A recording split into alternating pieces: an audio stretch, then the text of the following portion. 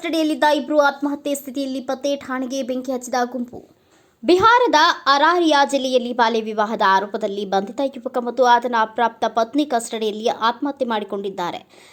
ಇದರ ಬೆನ್ನಲ್ಲೇ ಕೋಪಗೊಂಡ ಗ್ರಾಮಸ್ಥರು ಪೊಲೀಸ್ ಠಾಣೆಯನ್ನ ಧ್ವಂಸಗೊಳಿಸಿ ಬೆಂಕಿ ಹಚ್ಚಿದ್ದಾರೆ. ಉದ್ರಿಕ್ತರು ಅಧಿಕಾರಿಗಳ ಮೇಲೆ ಕಲ್ಲುಗಳನ್ನು ಎಸೆದಿದ್ದಾರೆ. ಪೊಲೀಸ್ ಠಾಣೆಯನ್ನ ಧ್ವಂಸಗೊಳಿಸಿ ನಂತರ ಬೆಂಕಿ ಹಚ್ಚಿದ್ದಾರೆ. ಈ ವೇಳೆ ಆತ್ಮರಕ್ಷಣೆಗಾಗಿ ಪೊಲೀಸರು ಗುಂಡು ಹಾರಿಸಿದ್ದು ಇಬ್ಬರು ಗ್ರಾಮಸ್ಥರು ಗಾಯಗೊಂಡಿದ್ದಾರೆ. ಯುವಕನೋರ್ವ ತನ್ನ ಪತ್ನಿಯ ನಿಧನದ ಹಿನ್ನೆಲೆ 2 ದಿನಗಳ ಹಿಂದೆ 14 ವರ್ಷದ ಅತ್ತಿಗೆಯನ್ನ ಮದುವೆಯಾಗಿದ್ದಾನೆ. ಅಪ್ರಾಪ್ತ ಬಾಲಕಿಯನ್ನ ತನ್ನ ಹೆಂಡತಿಯಾಗಿ ತನ್ನ ಮನೆಯಲ್ಲಿ ಇಟ್ಟುಕೊಂಡಿದ್ದಾನೆ ಎಂದು ತಿಳಿದ ನಂತರ ಗುರುವಾರ ಮಧ್ಯಾಹ್ನ ಪೊಲೀಸರು ಆತನನ್ನ ಪೊಲೀಸ್ ಠಾಣೆಗೆ ಕರೆತಂದಿದ್ದಾರೆ. ಈ ಪ್ರಕರಣದಲ್ಲಿ ಎಫ್ಐಆರ್ ದಾಖಲಾಗಿದ್ದು ಅವರನ್ನ ವಿಚಾರಣೆಗಾಗಿ ಕರೆತರಲಾಗಿದೆ ಎಂದು ಪೊಲೀಸರು ಮಾಹಿತಿ ನೀಡಿದ್ದಾರೆ. ಆದರೆ ಗುರುವಾರ ಸಂಜೆ ಇಬ್ಬರು ಆತ್ಮಹತ್ಯೆ ಮಾಡಿಕೊಂಡಿದ್ದಾರೆ.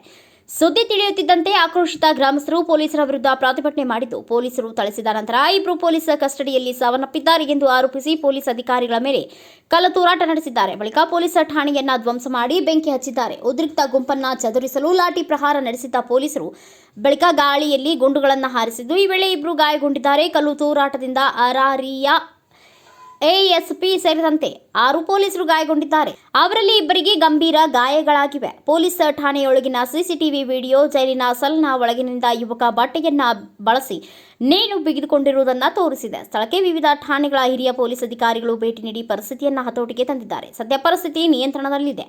ಅವ್ಯವಸ್ಥೆಗೆ ಕಾರಣವಾದ ತಪ್ಪಿತಸ್ಥರ ವಿರುದ್ಧ ಕ್ರಮ ಕೈಗೊಳ್ಳಲಾಗುವುದು. ಇದೇ ವೇಳೆ ಆತ್ಮರಕ್ಷಣೆಗಾಗಿ ಪೊಲೀಸರು ಗುಂಡು ಹಾರಿಸಿದ ಪ್ರಕರಣದ ಬಗ್ಗೆಯೂ ತನಿಖೆ ನಡೆಯುತ್ತಿದೆ. ಘಟನೆಗೆ ಸಂಬಂಧಿಸಿದಂತೆ 17 ಜನರನ್ನ ಬಂಧಿಸಲಾಗಿದೆ.